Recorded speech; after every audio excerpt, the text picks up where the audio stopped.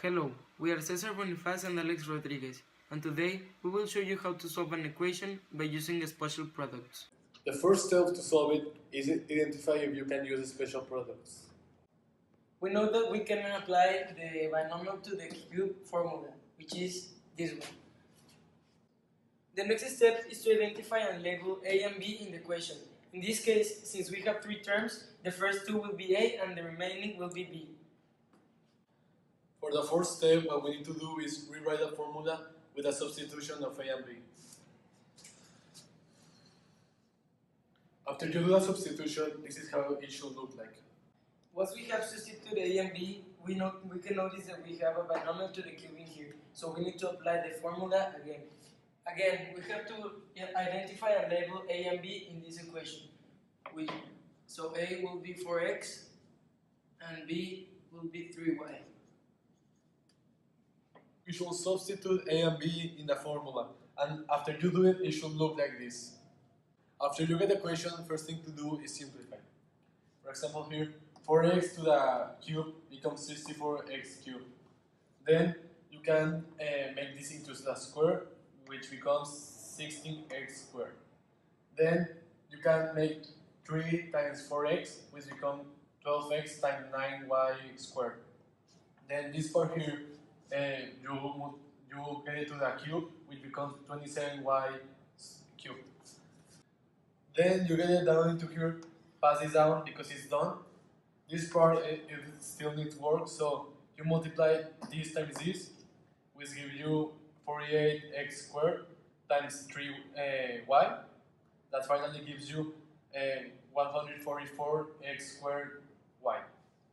Then with this part, you make it 12x times 9y squared is 108xy squared. Then you pass it down, and this finally you pass it down too, and this will become your final answer. We have said that this equation is equal to this one, so we replace it in the original formula, like this. Now, we can notice that we have a binomial to the square that we can solve with the next formula. And this is the formula. In this case, A would be 4x and B would be 3y. So then we have 4x to the square would be 16x squared. We will multiply 2 times 4x will give us 8x times 3y plus 3y to the square, which is 9y squared.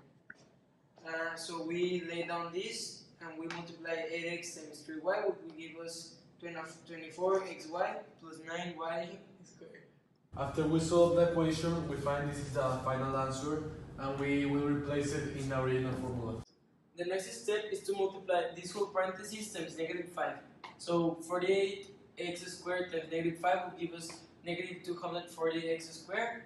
72xy times negative 5 will give us negative 360xy. And 27y squared times negative 5 will give us negative 135y squared. And in this part, we will multiply this times the square, so negative 5 to the square is 25, and then we multiply this 2, which will give us 300x plus 225y, and we lay down this, which is a negative 125. Now that we solved all of the equations and we cannot further simplify more, we lay down all of them, and this will be our final answer. Some common mistakes that happen when you solve these kind of problems is to confuse the binomial to the square formula with the binomial to the cube formula.